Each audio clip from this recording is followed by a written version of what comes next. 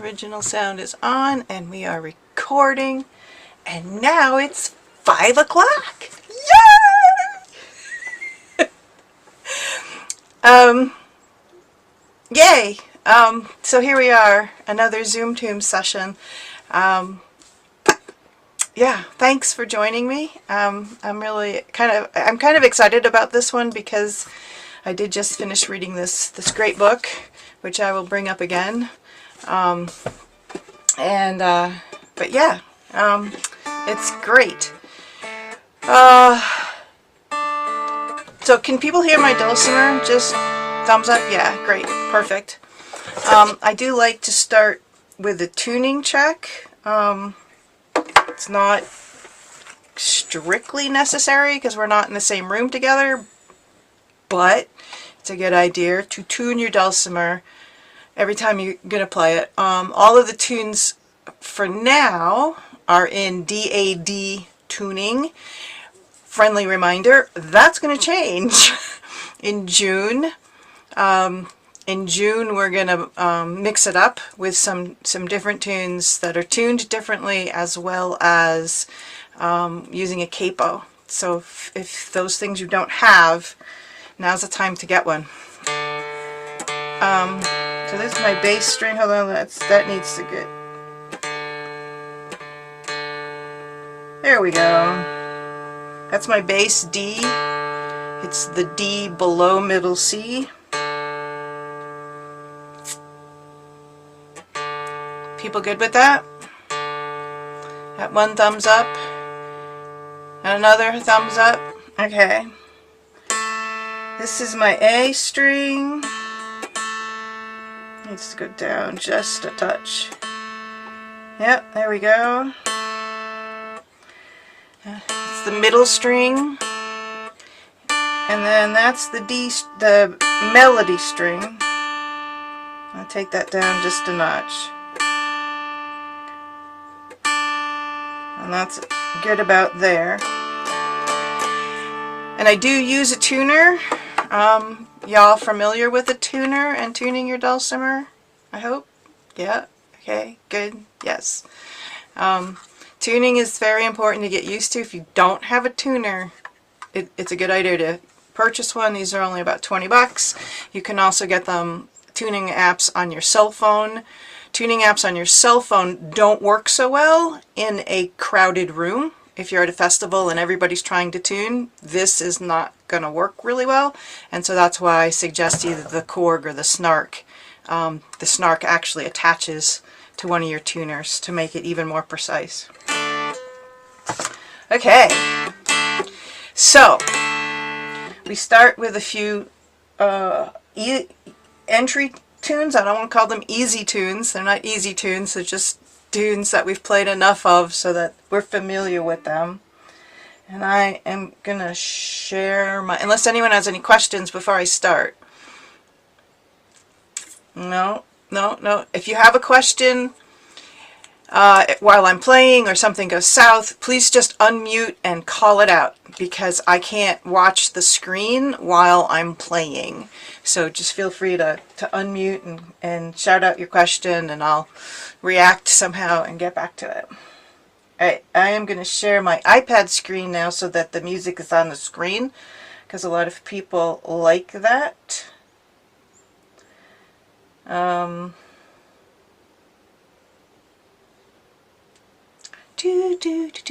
Yay! Technology works. And we don't need this little thing. Come on, thank you. Alright, go away, thank you. And we don't need the device sound on. There's no sound on the device, but that's what we have. Alright, we are... Oh, and then I come back in this little window. Alright, so let's go to our first tune, which is Gray Cat on a Tennessee Farm. Let me get to the right set list. There we go. There we go. Everybody can see the music, right? That if you... I know that a lot of people who join using iPads and such, this is really the best way for them to get to the music. Alright, so this song, we'll play through once slowly, and then we'll probably pick up the speed a little bit on this, because I think it's, you guys probably know it by now. Probably sick of it by now. 4/4 time, I'll count to 4, and then we come in. 1, 2, 3, 4.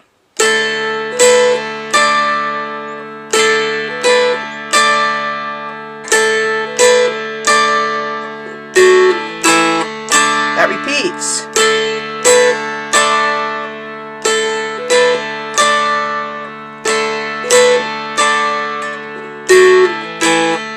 Second line of the music.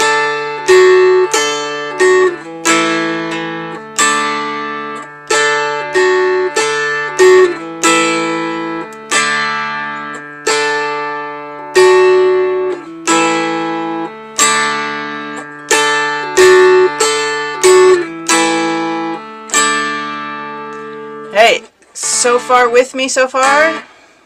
Yep. Good thumbs up. Thank you. Alright, so if you're sick of playing this tune this way, you just get tired of playing the same thing all over again. Know that you can play the melody, the 4/5/7, 4/5/7, 4/5/7, 2/1/0 on the bass string.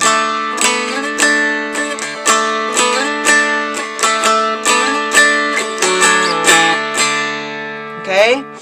It's the same notes, it's just an octave lower. So that's kind of fun sometimes to mix it up, especially when you're in a group. Some of you are playing it the normal way, and some of you are playing it on the melody string.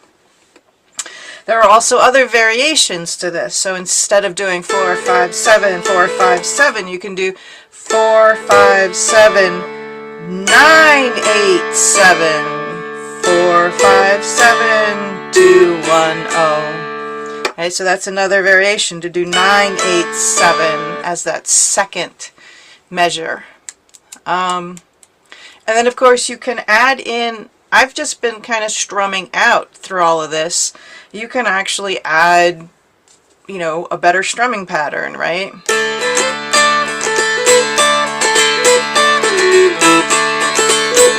You know, so you can do that kind of in and out strumming, which we've been working on. Alright, so this time playing it through, we're going to play it a little faster, and we're going to go back to the beginning, because that's another skill that's important to learn, is to not stop at the end of the song, but to repeat the whole song. And we've worked on this on in the past as well. So we'll play it through twice, and we'll play it a little faster. Alright? Counting to 4, and then we come in. 1, 2, 3, 4.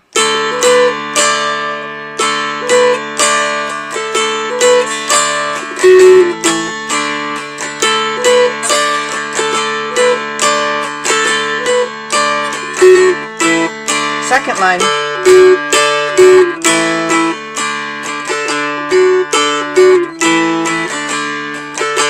Third line. Back to the beginning.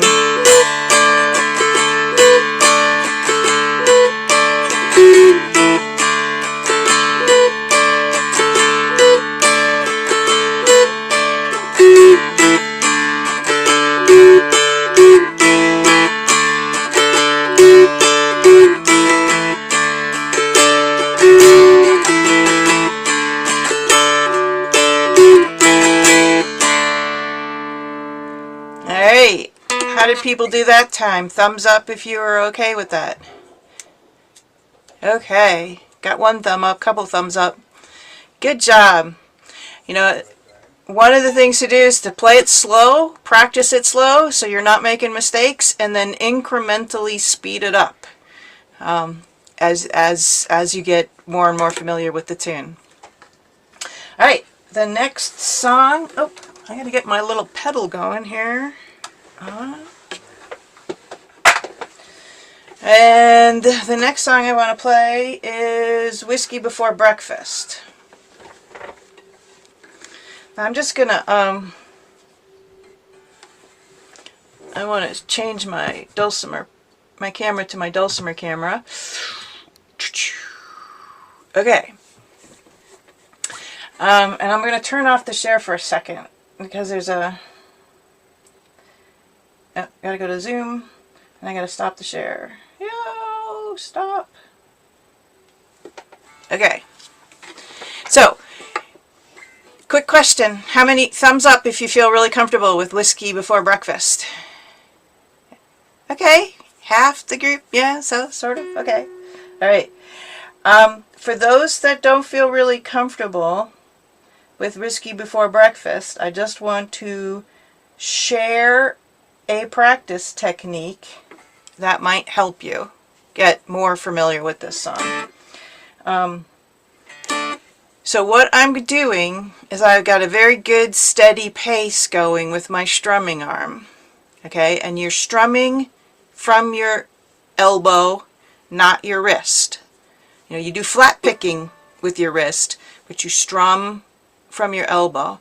And you want your shoulder... Let me do this for a second. Can we do it? Yeah. So when you're strumming, you want your arm low and relaxed. This is called the chicken wing. This will eventually cause you a lot of shoulder pain. So keep your shoulder low and relaxed. Okay?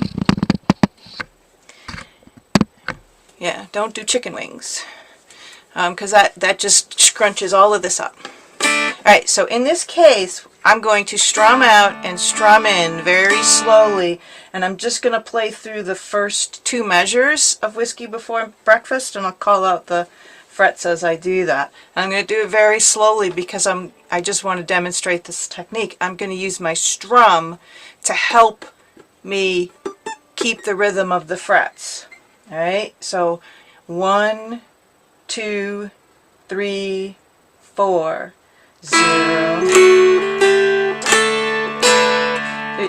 So I said I was going to do the first 2 measures, and I totally blew it. Let me try that again. 1, 2, 3, 4.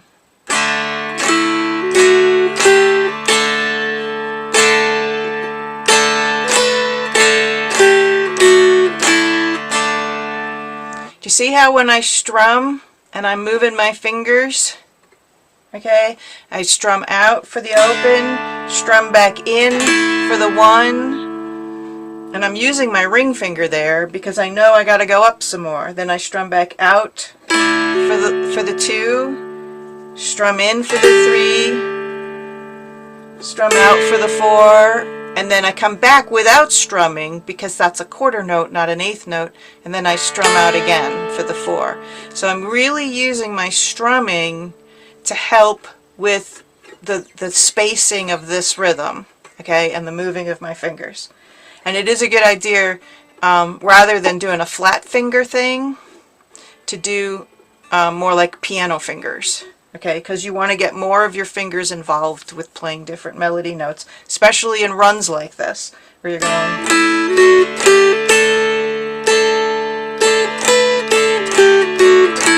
It's really the only way to get it going as fast as you need to go in the jam. Okay, everybody with me on that part? Alright, so let me go ahead and reshare my screen with the music on it. And that goes to the Zoomy thing. Hello, Zoom. And share. And screen. There's too many options for share right now. Start. Thank you. Yay. Okay, that goes away. And then I use an application called Piascore on my iPad to hold all my music in. Alright, so I'm going to count slowly. We'll play this slowly the first time through. 1. Oh, excuse me, again. It's in 4/4 timing, so I'm going to count to 4, and then we come in. 1, 2, 3, 4.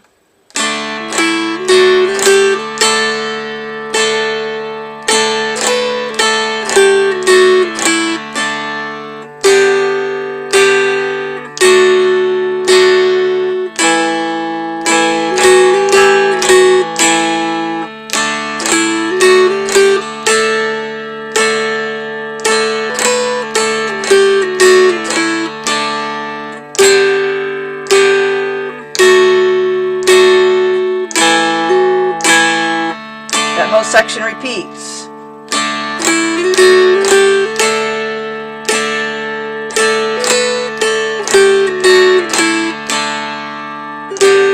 Sorry.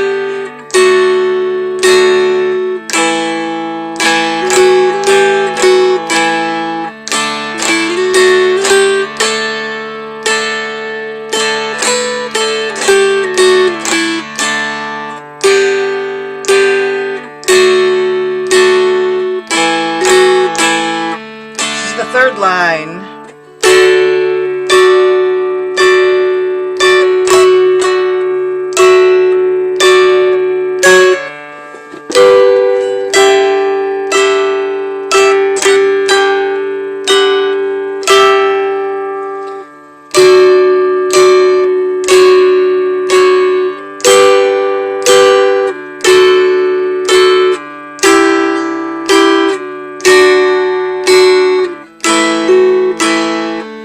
Back to the third line.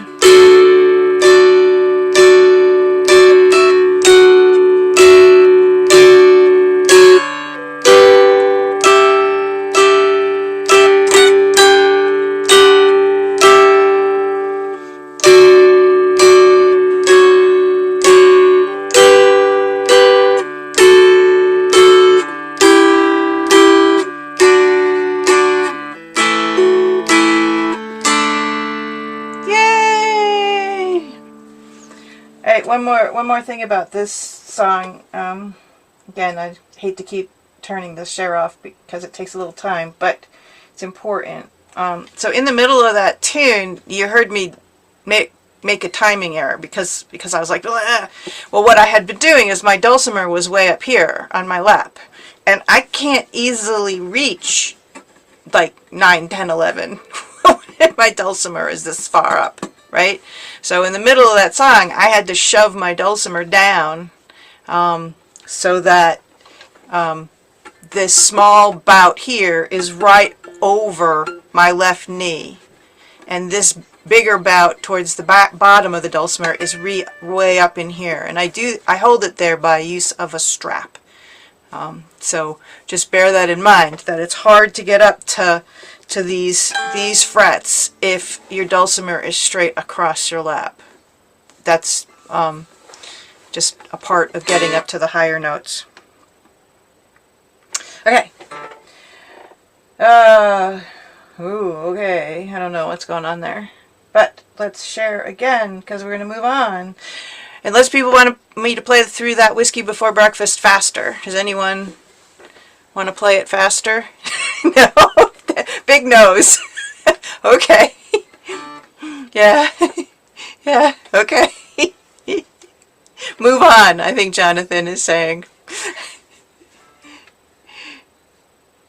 Alright, so, let's do this again. So let's move on to, let's go to Who's Gonna Shoe Your Pretty Little Feet. This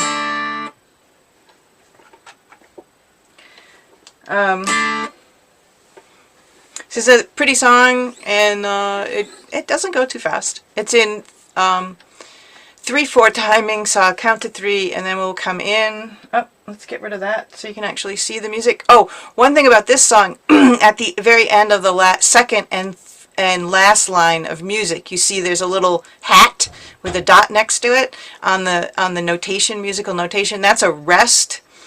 And if you were playing this like in an orchestra setting where bunches of people are playing different parts, you would actually stop your music, stop your dulcimer from making noise for a rest, right? So let me play that second line so you can hear what that would sound like if you were in a larger like dulcimer group. 2, 3, 1, 2, 3. You see how I dampen the strings when I hit that rest? That's what you want to do in a setting where you have different dulcimers or different instruments are playing different parts. In this case, we're just going to keep playing straight through and let them ring, or you can dampen it. It's up to you. It's up, you know, when you're playing by yourself, it sounds really weird to be muted for those rests. All right, count to 3 and then we come in. Who's gonna shoe your pretty little feet? 1, 2, 3.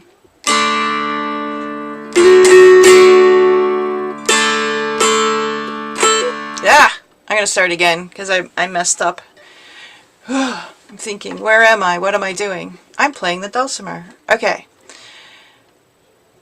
It's helpful for me sometimes, I don't know if it's for you, it's helpful for me sometimes to take a moment before I start to play a song and just sort of sing at least the beginning of the song. Who's gonna shoe your pretty little feet? And if I don't have words, I hum, and it just gets my brain in the gear of what song I'm gonna play now. Alright, so here we go. 1, 2, 3. 2,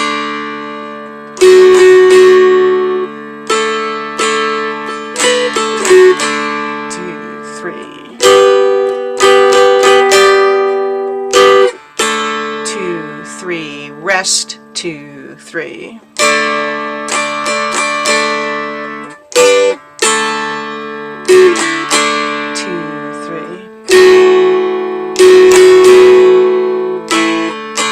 2, 3. West. 2, 3. How is that for people? Thumbs up if you felt good on that one. Yeah, a few thumbs up. Okay. Is there any particular place that is tripping anyone up in this song? Okay. The reason why I ask that is because sometimes it's the dotted quarter notes. And again, I'm going to turn the share off for a second. Well, no, you know what? I'm not going to turn the share off because you have to see them. So the dotted quarter note is there, right? So that means it's a quarter note and an eighth note for the timing, right? And the best way to think about it is you can count. If I'm going to count this, it would be 1 and 2 and, so you go to the 5 on the and. So 1 and 2. Okay, so that's one way to count it. And it's also helpful, again, to use your strum to get that, right? Because I'm going to strum out, come back, strum out again, and then when I'm coming back, I'm going to catch that 5. Okay, so just a couple of things there to think about. All right, and then what I'm actually going to talk about next is about practicing. And let's get rid of that. Let's get rid of this. Share for now. And I'm going to change my video around. Yay! So you can see my smiling face. I'm happy to be here with all of you. So practicing. Practice is sometimes a 4-letter word for people. And yeah, it's a lot more than a 4-letter word. And what I just want you to embrace right off the bat is that it's a learning opportunity. Practice on an instrument is like learning a new skill or learning some new information. And so if you approach it as I'm learning, I'm teaching myself this stuff with the help of books and instructors and whatever, it's a little easier to say, oh, okay, I'm going to go learn for 5 minutes or 10 minutes or 15 minutes. Then it feels like I gotta practice for 15 minutes. Okay, it's a different mindset to begin with. There is a great book. This is called The Practice of Practice. and I suppose if I mirrored it, you could actually see the title. And it's by Jonathan Harnum, and I put this reference on the agenda. And what this person, as well as a whole bunch of other people that I've read recently, point out is that there is... So the quote I will read from here is, "Talent isn't some mysterious natural ability. Talent is practice in disguise. And practice is more than what you think it is." Okay? So when you see somebody who's an amazing musician and you think to yourself, oh my God, they have so much talent. Okay? That's the phrase that we Americans say. Oh my God, that person has so much talent. It implies that they were given that talent by some external force or some external thing, or they were born with it, whatever. That is not the case.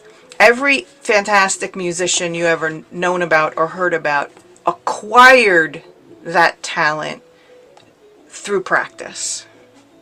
That's the only way they got it. Every single one. And they've done research on this with people and animals. They've done thousands upon thousands of scientific studies about this. Talent to play an instrument does not exist. It is merely practice in disguise. So here's the deal. Practice is more than sitting down with your dulcimer and practicing. Okay?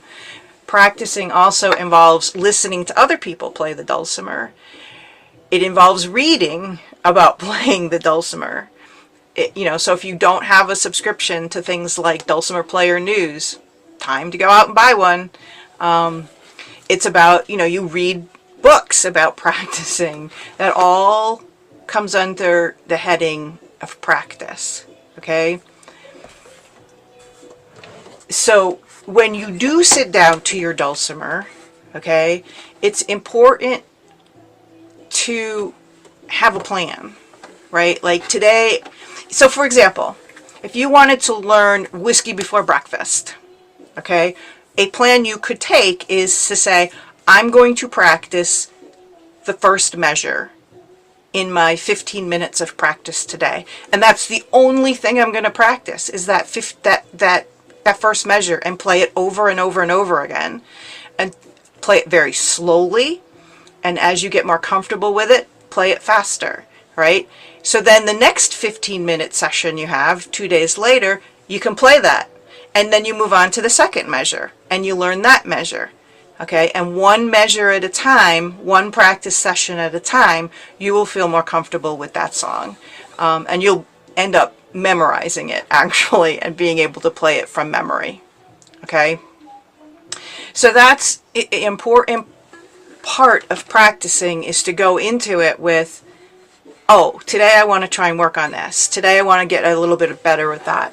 And you want to practice slowly, so slowly you can't make a mistake.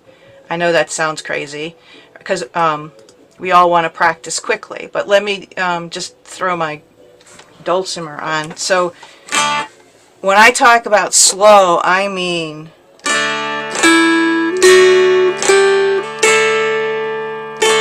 if you have to practice it this slow to get the right rhythm, do that. Because what happens if you make a mistake is your brain learns the mistake just as easily as it learns the right way to play it. Right? So if you can avoid making mistakes by practicing that slowly, your brain is going to learn the correct rhythm and you'll be able to speed it up. Because what the brain is learning about the rhythm doesn't matter how fast you play it. It matters that the rhythm is correct, right? All right, so I mean really slow it way down, and that's another quote from the book is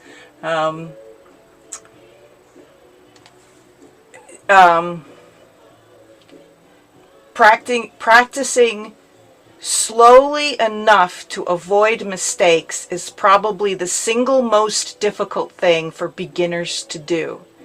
It can be a challenge for even more seasoned players. So that's a direct quote from the book.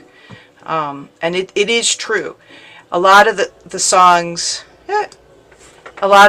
some people have been in here where I make a mistake. I'm like speeding up in a tune, and it's like, oh, that's how I usually play it. And it's really hard to slow back down once you can play it faster. So yeah, go so slowly that you can't, it's really almost impossible to make a mistake. And if you do make a mistake while playing a song, fix the mistake immediately. Play that one measure over and over and over again until you're not making a mistake in that place. A lot of times beginners will go, oh, they make a mistake, and they go back to the beginning of the song, and they play, they get to the same spot, and they make the same mistake, right? And all you're doing is reinforcing in your brain the mistake, right? So don't do that. Don't do that. Fix the mistake by slowing way down, and then go back to the beginning of the song. Okay? Okay, the other thing you kind of have to embrace is that it's going to take you a lifetime to feel comfortable on this thing. I mean, I have literally been playing the dulcimer off and on since the late 1970s. Like, believe it or not. I mean, it's been a long time. Okay? And I still make mistakes. And I still have to slow way down to learn new tunes, okay, that I don't have in my head. It's a lifetime of joy, and it's a lifetime of learning. So that's important to make sure that you understand. That's the commitment that you make.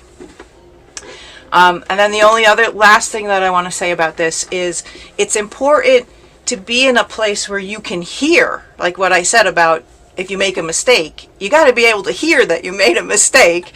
So don't try to practice in a noisy environment. I know I did for a long time. And it took me a lot longer to get better because I was practicing in an area where the television was on and my kids were listening to music upstairs, and it was really difficult. Took a lot of time. Does anyone have any questions about their practice habits? Does anyone have any insights how they practice that they think the group would love to hear? Well, or that it will be useful. Yes, Michelle. I'm guilty of all things rushing. And one thing I forget to tell myself is when you make a mistake and you remember to go back and slow down and practice it until you don't make a mistake, you can't, well, tell me if I'm right about this. You can't just get it right once and then stop. You have to get it right 5 times in a row or 10 times in a row or something, because you're overcoming all of those other neural pathways you've already laid down in the wrong direction. So just like that, it takes discipline to not play through the whole song. Like, we all want to hear the whole song, but yeah, so just getting it right multiple times in a row is really challenging for me. Yes. And that's where you have to slow way down and just practice 1 or 2 measures. Whatever the tricky measure is, just practice that one thing over and over again. The other thing is, you can do that, if you only have 5 minutes, you could have in your mind, well, the next time I have 5 minutes, I'm going to go sit down in my dulcimer and practice that one measure that I've been having trouble with in that song. And it's not even like a full on 30-minute practice session. You've just literally spent 5 minutes practicing one measure. But that is incredibly helpful, because the next time you do have the 20 minutes or the half an hour to sit down to practice, that measure won't be so hard anymore. Okay, so think of that too. It's not that you have to dedicate, you know, like rearrange your schedule and come up with these huge blocks of time. It's almost better if you have those micro goals to say, I'm going to learn one measure and I can learn it in 5 minutes. And then tomorrow I'm going to learn the second measure and I can learn that in 5 minutes, right? And so now you've learned, you know, a good sizable chunk of the song. And especially in these songs that repeat so much, right? Because it's not just, you know, you're studying one measure, but that measure is actually repeated 4 times in the song. All right. I've probably bored some of you to death, but I'm glad that you stayed with it. Again, this book is mind-blowing in terms of, I've just literally touched the very tip of the iceberg with this book. And it's old enough that it hopefully it's in libraries and other places where you can borrow it. And it is, the full title with the author's name is in the agenda. Can you, next time you send us one of your lovely emails, could you just put the title in there again? Yes. When I send out the recording for this, I will add this to the thing. Cool. All right, so we're gonna get back to playing songs. That's what we're here for. We're jamming on some tunes. So last time, I'm gonna share my screen again. Last time we didn't get to play Planxty Fanny Power, so I think that's the next song we should play. It's a little harder. This would not be considered a beginner tune by any stretch of the imagination. Okay, this is an intermediate tune, if you ever saw one. We're getting there. Yay! One more. Okay. And again, what I want to stress is, you can do this. This is, you know, the melody sometimes goes up from the melody string into the middle string. You can see that in the first line quite a lot. There's a lot of chords in this. And if you're not comfortable with chords yet, then just try to pick out the melody, and that's usually on the melody string. If there's no number on the melody string, then the melody is on the middle string. So that first measure, the first line, the melody would sound like, I'm just going to play the melody notes. I'm not going to play the chords.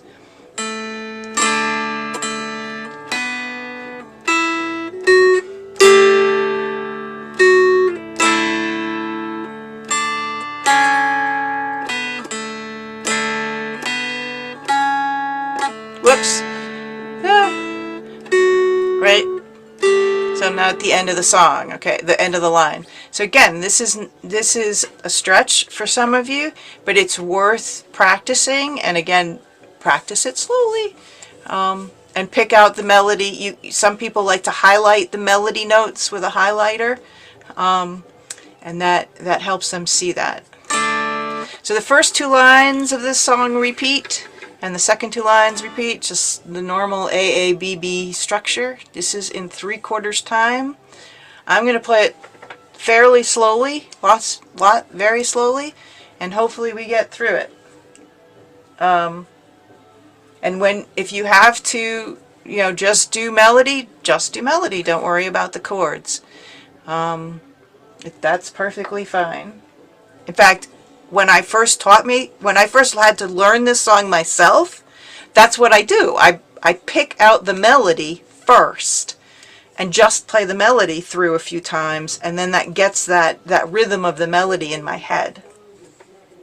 All right, we're going to count to 3 and then come in. 1, 2, 3.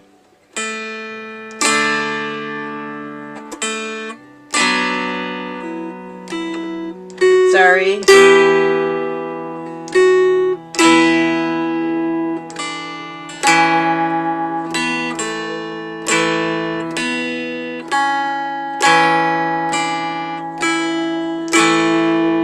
Second line coming up now.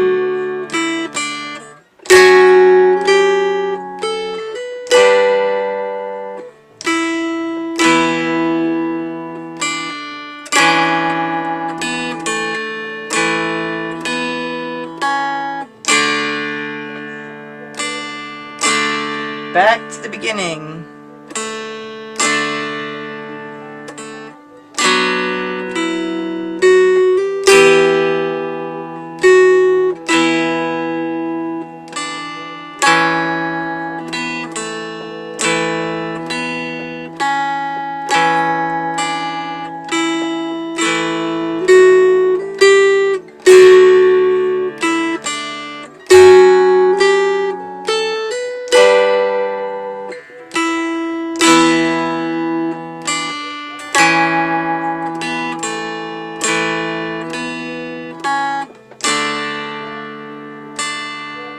Third line.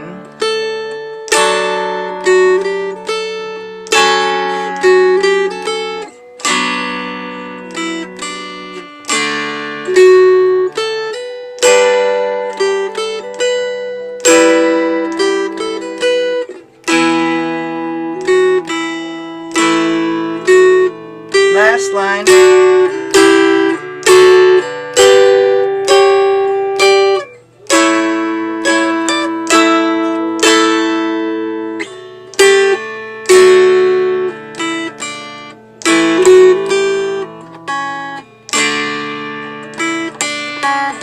Third line again.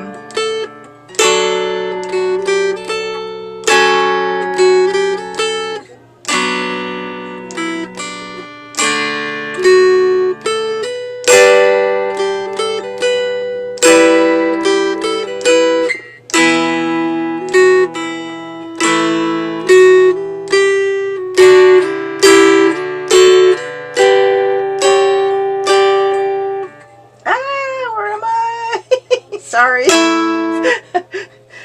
Alright.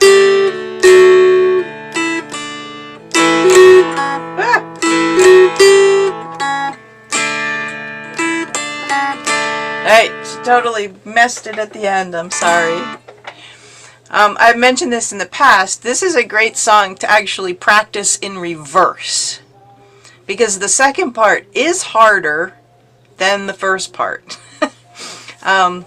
So what do I mean by practice in reverse? So start at the very last measure of this tune, and it's just an open strum across all three strings. No fretting whatsoever involved at all.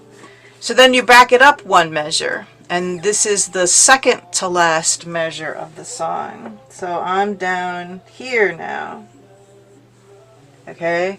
And I'm going to just practice this really slowly. I count us in you count to 3, and then we come in.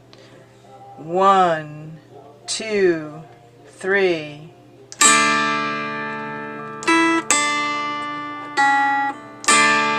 Alright, that wasn't even quite correct, but you see what I'm saying. You just practice really slowly. There we go, that was more correct. 1, 2, 3. Ah, I can't even hit the strings at this point. Alright. 1, 2, 3. Okay, so I'm just practicing those two measures really slowly. One more time. 1, 2, 3. Yay! Got it that time. Now what I mean by practicing backwards is I'm gonna go back and add in the next measure. So now I'm going to do 3 of these measures. Right? Again, I'll count us in. 1, 2, 3. Ah, come on, Linda. 1, 2, 3.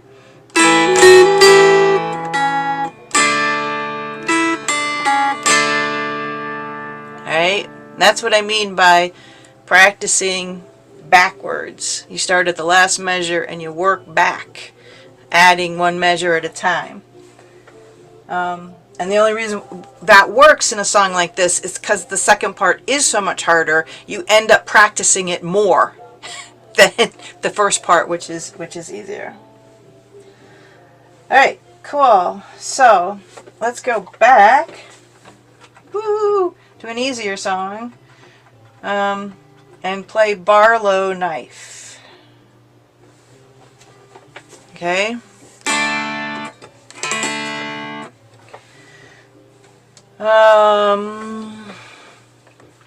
This song has 3 lines of music, and each line is repeated. So it's more of an AABBCC kind of format to the song. And this is got this from the Buckeye Dulcimer Roadshow. Very appreciative of their efforts. It's a great group to jam with. Sometimes they play these songs really fast. So it's fun to see that in action if you haven't been able to get together with other dulcimer players to play. Alright, so this tune is in 4/4 timing. I'll count us to 4 and then we come in. Barlow Knife. 1, 2, 3, 4.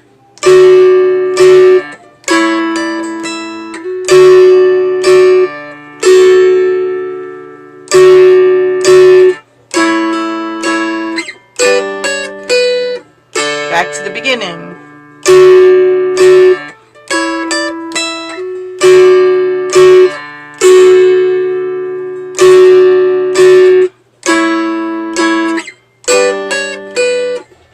Second line.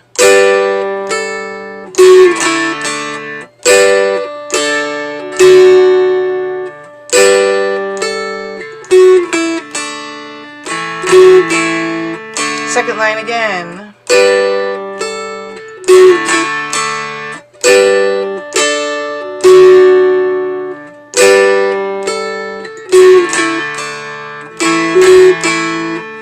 Third line.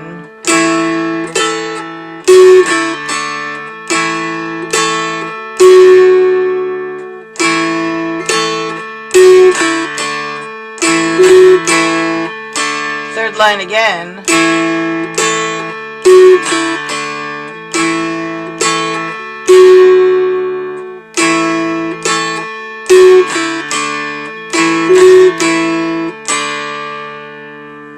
Yay! Thumbs up if you're feeling okay with that one. Yay! Got a couple of thumbs up. Yay! It's a fun little tune. And does anyone have any particular points in here where they're struggling with fingering? Oh, yeah. Okay. But before that, my question is, this one and the previous tune, when it just gives you one number, you're not supposed to play all across the strings, or are you? If it's just one number on the bottom line. Okay, so great question. And the answer is always, of course, it depends.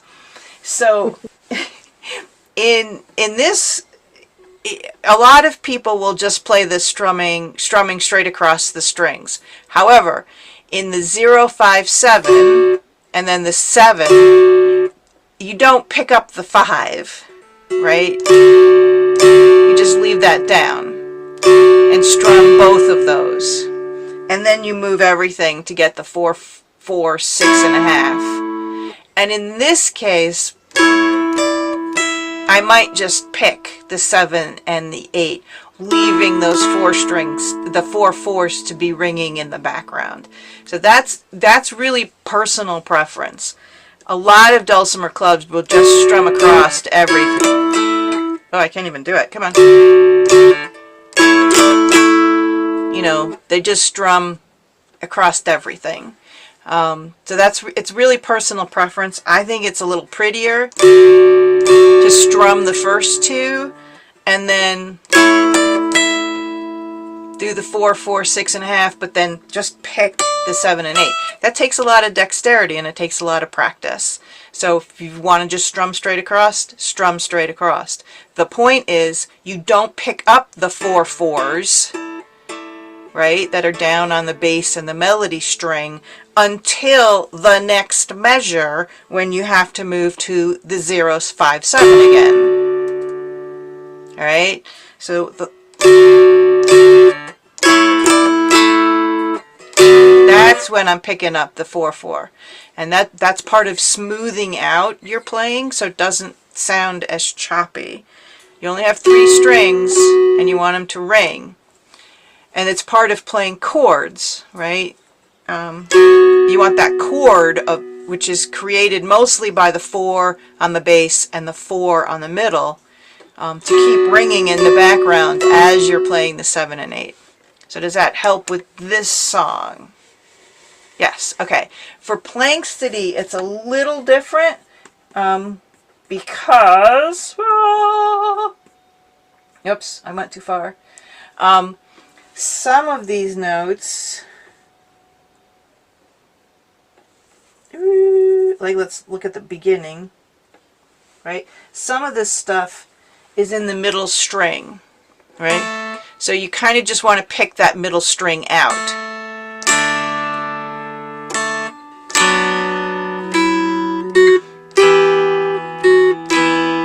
Now with the 1, 2, 1, 0, which is under the A7 on that measure, I'm trying to just hit the the bass and the middle string.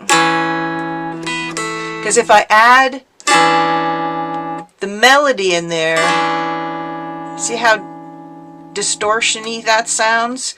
Whereas if I just hit the 2 and the 1, it sounds a little prettier. Okay, this is what I was talking about before with your practicing. You want to hear that stuff and hear that difference. So this is the pretty part. By adding in the melody string, which there's no number on the melody string under that 2, 1, this is at measure 5. That's with the melody string. That sounds a little dissonant to me. Right? So that's how you make those choices for yourself. So usually when the melody goes up into the middle string, I try to avoid hitting the melody string itself. Does that help? All right. Does anyone else have a question about that? Okay, cool. Remember, call out if you think I'm going on when you want a question. All right, so Barlow Knife. Let's move on. Angel Band. This has 2 parts. If you're not familiar with this, I just want to circle it. This is Dulcimer Part 1. And then you jump down to here for the next line of music. And likewise, you go down here. Okay, that's all Dulcimer Part 1. You ignore the thing that says Dulcimer Part 2. If, on the other hand, you are the Dulcimer number 2, you obviously play the other set of tab. Okay? So if you're Dulcimer 2, you're starting here, and you jump down to here, etc. I have this Pia, somebody asked me last month, what am I using to mark this up like this? And this is an application called Pia Score on my iPad that I find very helpful in doing. Oh, get the eraser, Lena, in doing exactly that. There's probably a way to undo all at once. Woo! No. Oh, what was that? Delete writing. This page. Delete. Yay! Oh, that was easy. Learn something new every day. Okay. So I'm going to play Dulcimer Part 1. You can play either part. If you're beginner, it's probably easier for you to actually play the melody string on Dulcimer Part 2. Because the Dulcimer Part 1 does go up onto the middle and bass string. So it's entirely up to you. This tune is in 6/4 timing, which is a weird timing. I am just going to count to 4 and then we're going to come in. Oh, and for those of you who haven't been here a lot, this has 2 pages. So on the screen you'll see me switch back and forth with my handy dandy foot pedal. Alright, I'm going to start in. I'm going to count to 4. I'm going to play Dulcimer Part 1. You can play either part. 1, 2, 3, 4. 2.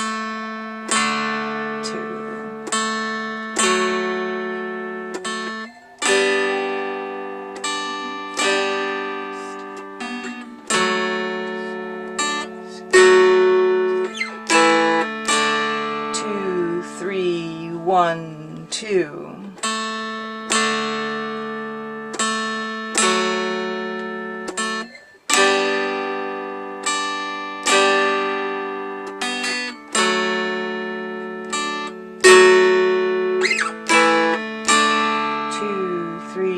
1, 2, rest. 2, 3, 2, 3. 2, 3, 2, 3.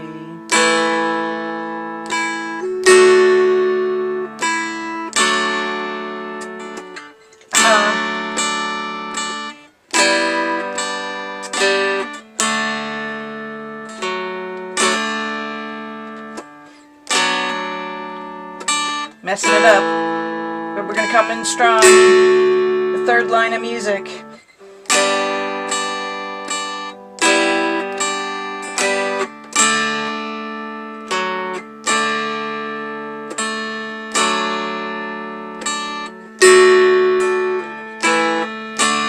Two, 3, 1, 2. Alright, so you heard me counting those long holds. So like obviously with the first, on this page at the top of the music, under the A, it doesn't, oh, it is measure number 9, I guess. Although it's hard to see the measure numbers in this arrangement.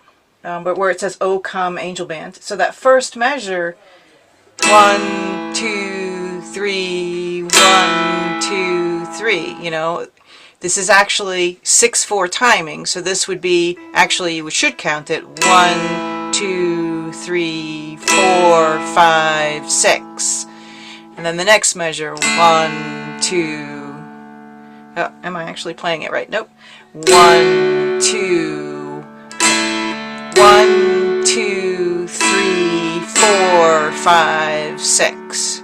Okay, so one of the hardest things to do as a beginner is hold those notes as long as they should be held. Everybody wants to jump the gun and go to the next fret, but the notes really need to be held for as long as they should be held. So if you get in the habit, if you can, of counting either to yourself or out loud, especially when you have these long holds, it helps you keep the rhythm. So again, to demonstrate that one more time, beginning at the first measure, I'll count to 4 and then we come in 1, 2, 3, 4, 2,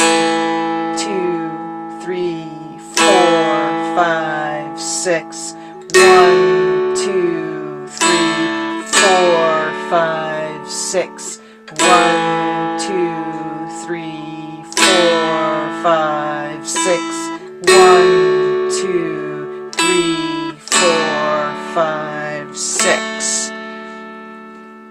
Okay, so bear that in mind. That's something to practice with, and it helps you move when you need to move.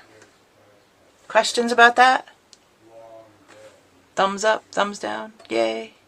Okay, lots of thumbs up. Great. Okay, moving on. Down by the Sally Garden. This is another fun song. It's a little, again, it's not necessarily considered a beginner song, but on this one, all of the melody is on the melody string. So if you are one of my beginners and you want to try this, just play the melody string, which is the lowest line of numbers, and you'll be golden. All right. This is there's a big C where the time signature is. That's common time, so that's 4/4 time. It has a pickup measure of 1 beat, so I will count to 3 and then we come in. I know we're going to play this really slowly because it gets hard in the middle. It gets hard for me. So we're going to go slow. 1, 2, 3.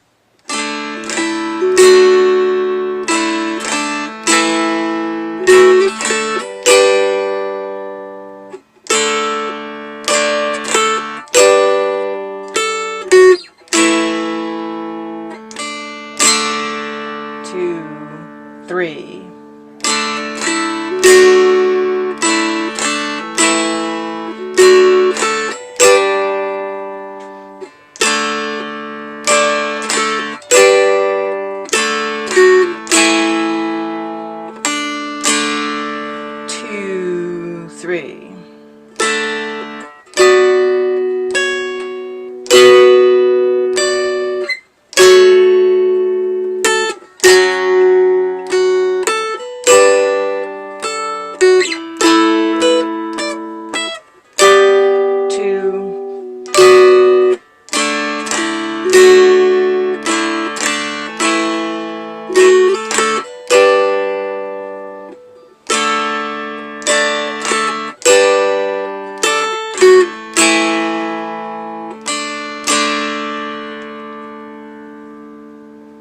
How are people on that one?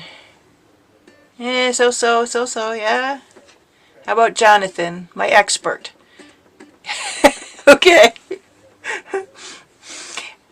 So one of the things about this song that for you experts in the group, you want to really try and figure out how to smooth this out with the fingering that you use.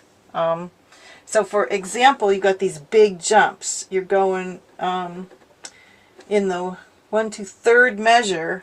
You're going from a 3-3-5 down to a 4, and then you have to jump up to a 7, and then you quickly have to come back down to a 4. So try to figure out a fingering, like for example, like 3-3-5. The way I usually play that is on the bass string, I use my middle finger for the 3. On the on the middle string, I use my ring finger for the 3. And then I use my thumb to catch the 5. Right? Well, that's easy to go down to 4 with my thumb. Right? But then I gotta jump up to 7. What finger am I going to use for 7? If I use my ring finger, you know, or some of these other fingers, I'm not going to have a finger to go back down to 4. So pick your fingers carefully in certain sections of this song to smooth it out.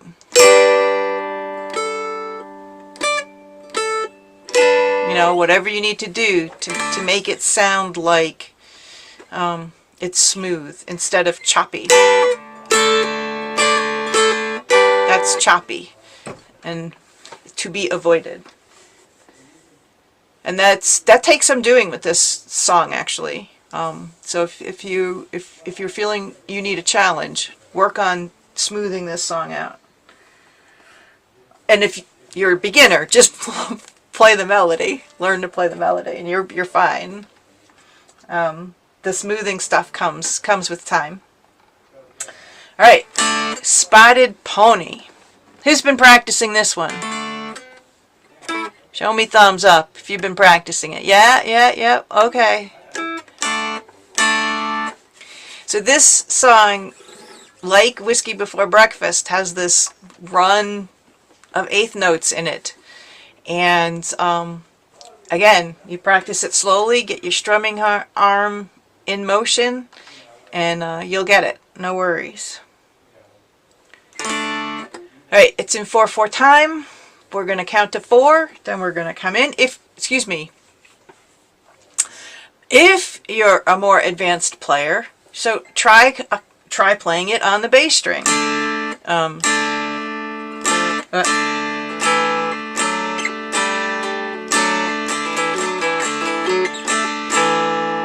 Okay, try doing that. Try adjusting your strum. It's a fun tune to play a whole bunch of variations on. So bear that in mind. You know, I have to try and make it interesting to everybody who comes. I hope that helps. Okay, so we're going to start 4/4 timing. I'm going to count to 4, and then when we will come in. 1, 2, 3, 4.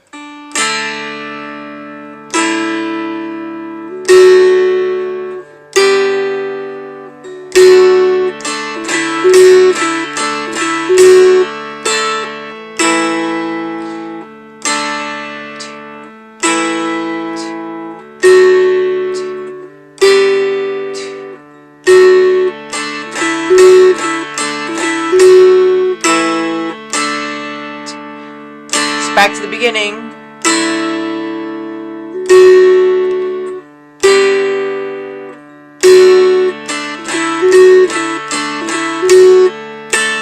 I'm not lifting my fingers up at all, very much, to do this. I'm just sort of rocking them back and forth.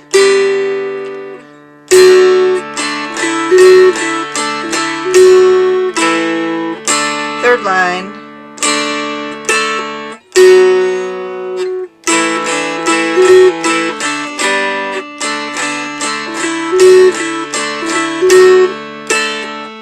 Last line.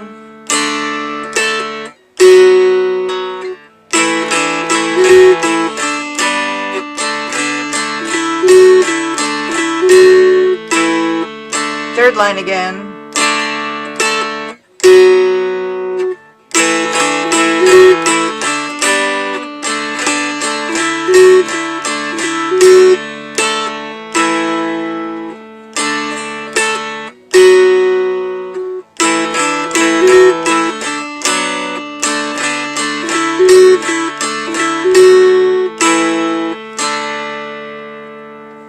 Does anyone want to see me do that fingering for the fast parts at the end of the measures? I can unshare and you'll be able to see my dulcimer. Call out if you want to see that. Just unmute and call out. Yes, please. Okay, cool. Yes. All right. So yeah, I said in the middle of that thing that I'm not moving my fingers very much. I get sort of a set position, and then I rock my fingers back and forth. I got to change my camera over to that. I do have a question. If you play on the bass string first, do you strum in? Yeah, that would be a good idea. Yes, but eventually you will have to speed it up. You'll have to be going back and forth. This song, you're not going to get very fast unless you... Alright, I'm going to spotlight my dulcimer so then it's big for everybody, I hope. Big for everybody?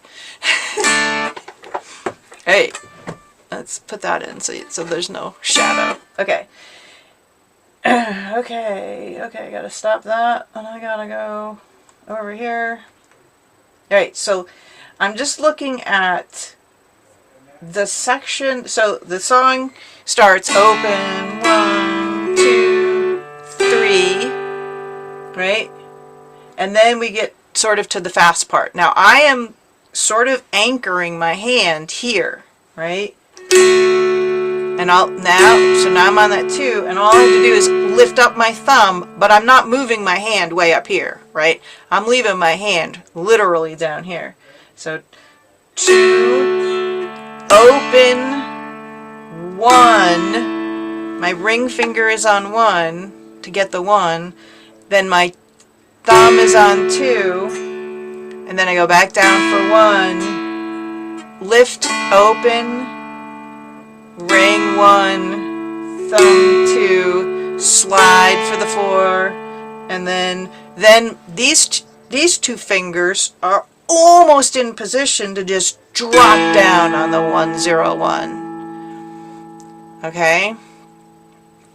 So essentially through that fast part, oops.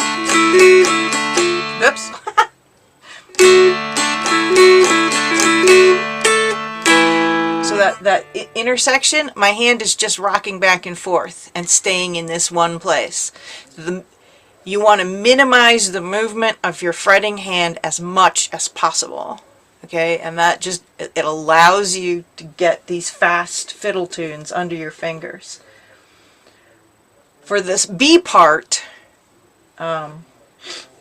you're starting on a 1, 0, 1, and I'm using my thumb a lot. I'm just going to lift up my ring finger, so it's... Whoops. Start again. Ah, she can do it. She can do it.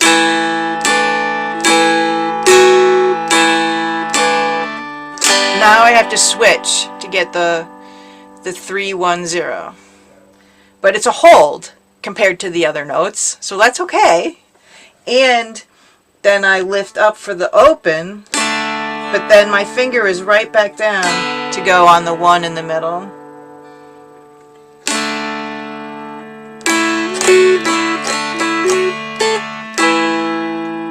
Okay. Does that help, Bonnie? I think you were particularly interested in seeing that played out. Yes. Okay, great. So again, you're going to be playing with all of your fingers. So get them in the game and rock them back and forth and keep them near where they're going to need to be. All right, cool. Moving on. And I like spotlighted myself from the first time. All right, remove my spotlight. Woohoo! And go to the zoom thingy, do the share thingy again. Yeah. I don't think that actually shared. Try that again. Aaron May is his mantra. Technology is our friend. Technology is our friend. And she's right. Alright, moving on. So Spotted Pony is, it does have some difficult parts in it. And this is another one that it's going to benefit from slowing way, way down. When I had to learn this the first time, let me see if I can do it. I had to play it this slow. And it's tricky because you can start fast, but then you get to the other part and you're like, ah! But I literally was going this slow.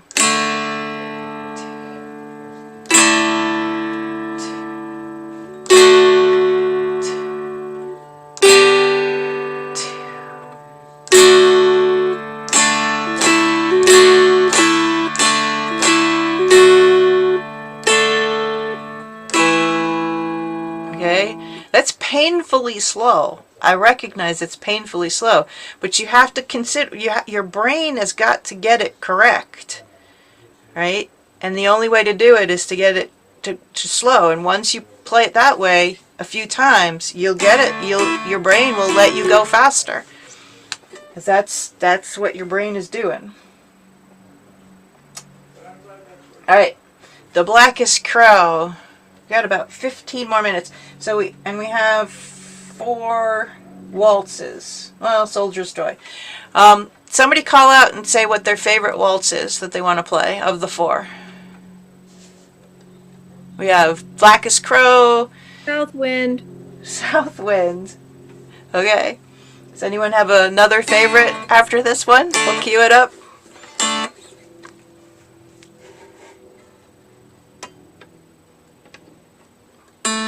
Alright, well, we'll get to there. Alright, Southwind, a great tune. It's a Dulcimer classic. Alright, this is a waltz. It's in 3/4 time. There's no pickup measure, so I count to 3 and then we come in. 1, 2, oh, excuse me, and this does have a repeat. If you see that sort of towards the end of the second line of the music, there's a repeat sign. So we go back to the beginning at that point. And then we play through to the end. Alright, counting to 3. 1, 2, 3.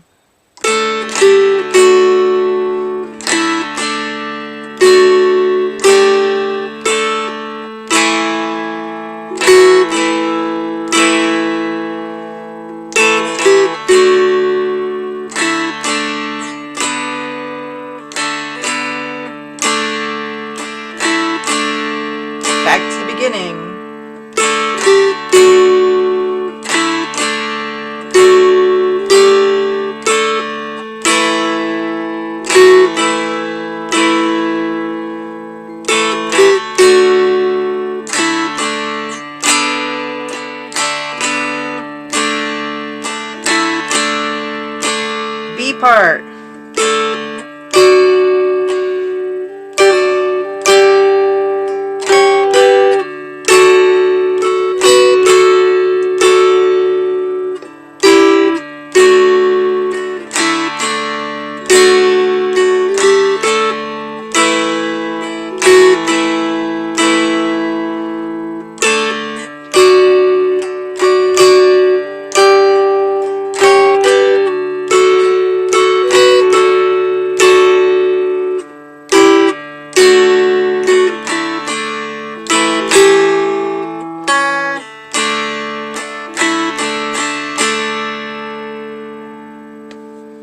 right, Michelle, you called it out. How you feeling? Good, but gotta start practicing it from the end backwards. Yes, thank you. I was just about to say this is a great tune to practice backwards. All right. Okay, who? Somebody else call out. We have Blackest Crow. We have the Four Marys, and we have Beautiful Dreamer. Which one do you want to go? Somebody pick one. Call it out. Four Marys. Four Marys. We're on it. Woo! Alright, so Four Marys, for my more advanced people in the audience, try to finger pick it. Right? Assign a finger on your strumming hand to pick one of the strings. So like my index finger, I plant my thumb on the side of the fretboard, and then I use my index finger to pick the melody, my middle finger to pick the middle string, and my ring finger on my strumming hand. So that would sound something like this.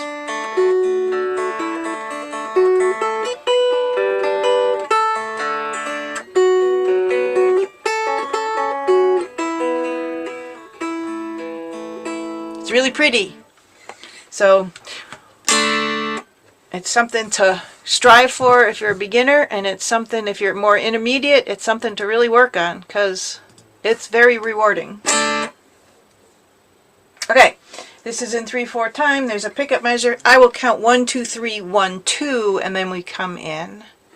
1, 2, 3, 1, 2.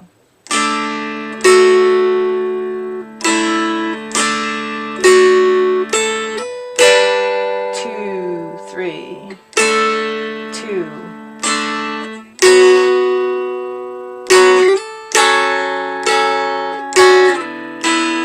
Two, 3, 1. Rest.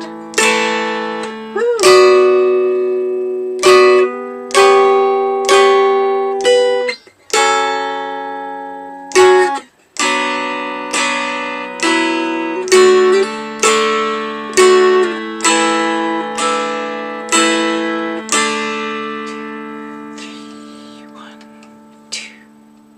Alright, was that okay? A good speed for people?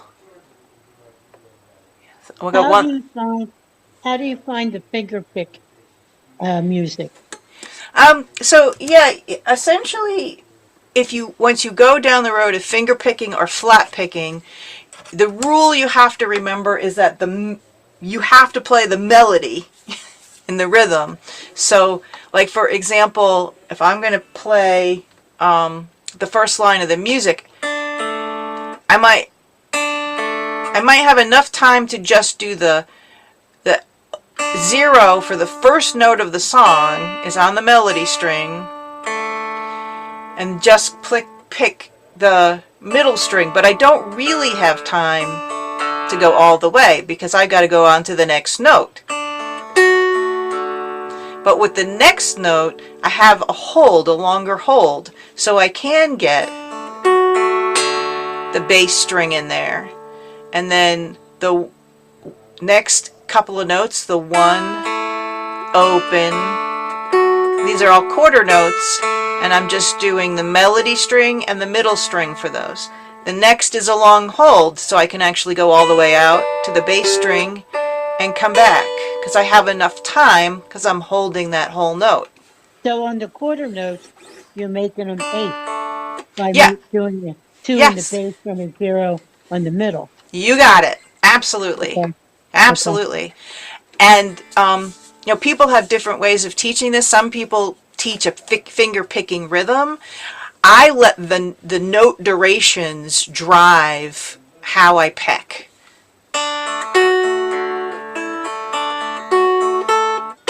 See this one? I can go longer. And then I let a little. You know what I mean? Does that make sense? Yeah. Perfect. Cool. And it's just really pretty. And practice it slow so that, like, last night.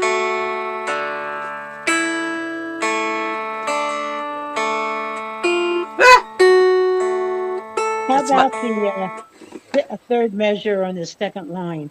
How would you pick that? the third measure on the second line. Okay, so that's the F sharp minor.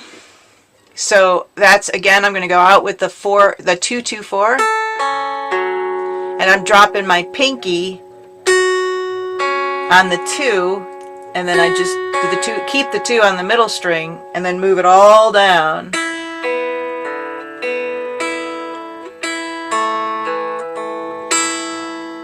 Does that make sense? Yeah. Okay. Thank you. Cool. It's really pretty to finger pick this song, and you can do one verse finger picking, the next verse strumming, the next verse go up onto the bass string, play the bass part, you know, and you really get a nice arrangement that way. All right, there we're down to Blackest Crow and Beautiful Dreamer. Who wants to call out the next one? We got probably one more in terms of how much time we have left. You want to do Beautiful Dreamer because that might illustrate the finger picking thing a little bit. If you play the tab exactly as the tab is written, it's kind of like a finger picking thing. You can also flat pick. Flat pick and finger picking are pretty much interchangeable.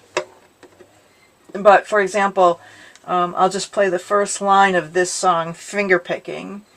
The first note, I'm going to pick the whole thing, just straight out. So I'm picking, instead of doing, I'm just picking the whole chord. Now the individual notes.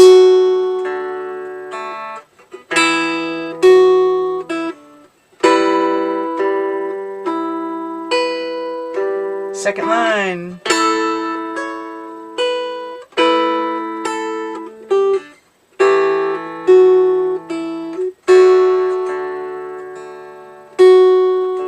Well, we'll start from the beginning here after this measure.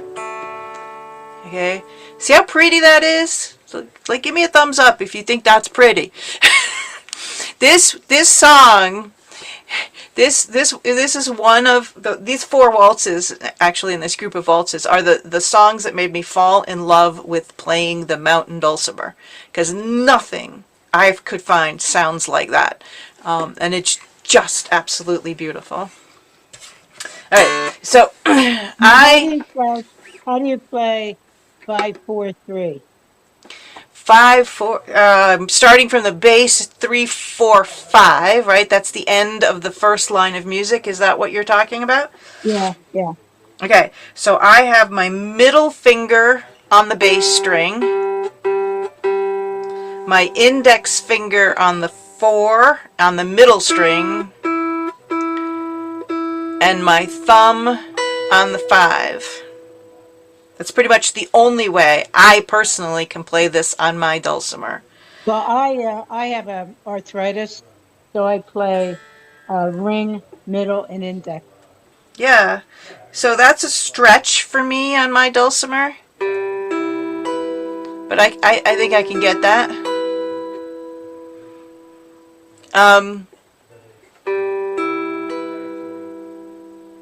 If you can't get the 4 in the middle, leave it off and just play the 3,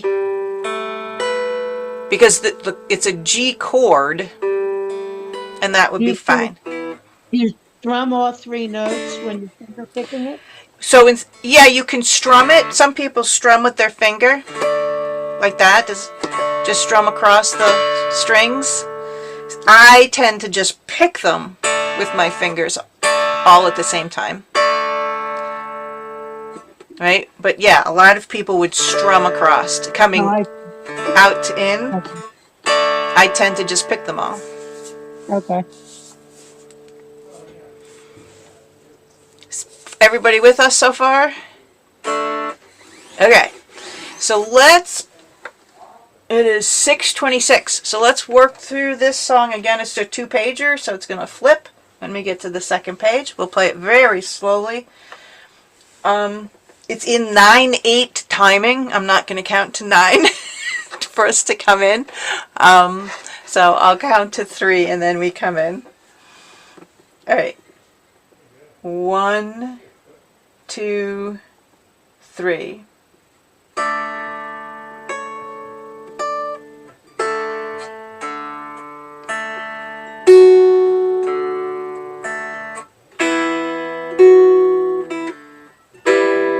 And then the first line, second line,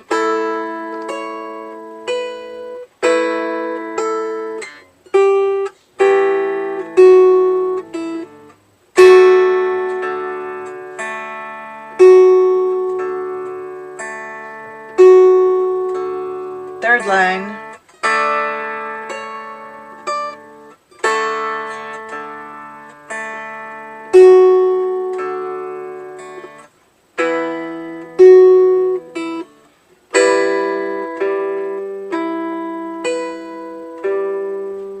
fourth line,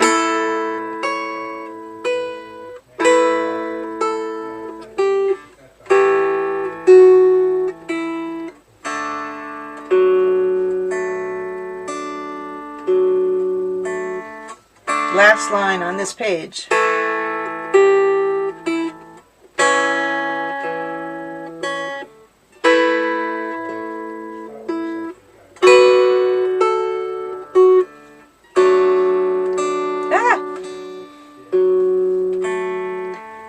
Nice.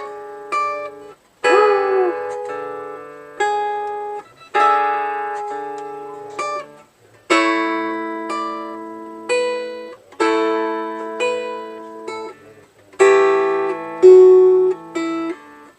This is the second line on this page.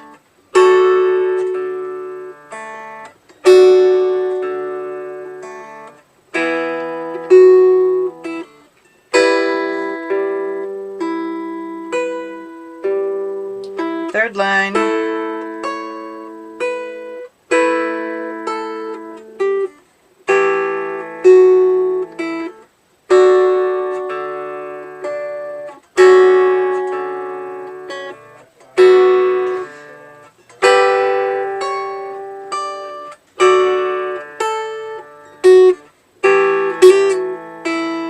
That's a triplet.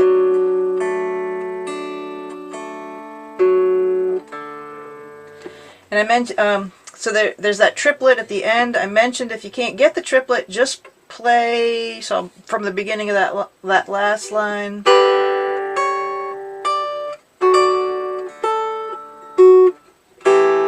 2, 1, open. Right?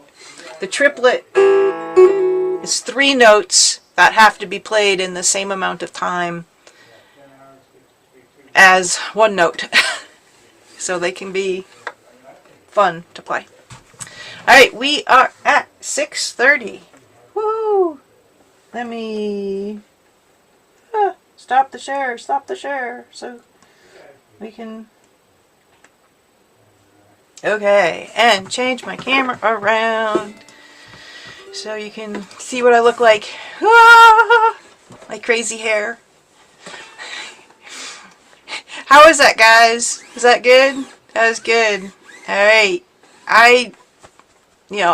It's so gratifying for folks to come and spend this hour and a half with me. I really appreciate it. Yeah, thank you. So the recording will probably come out on Friday. And this is your opportunity. I have to change up all the music in June so you guys don't get bored. Because usually we play, a set of songs from January to June, and then another set of songs from June to about September or October, and then we start our holiday music, right, to finish out the year. So that's the plan. So please, if you have music that you want to learn how to play, If you find tab that interests you, send it my way so I can include it in the next section. Okay? Other than that, Thank you. no, you're welcome. Bye. Thank you so much. It was Bye. great. All right. Well, we'll talk to you soon. Bye-bye.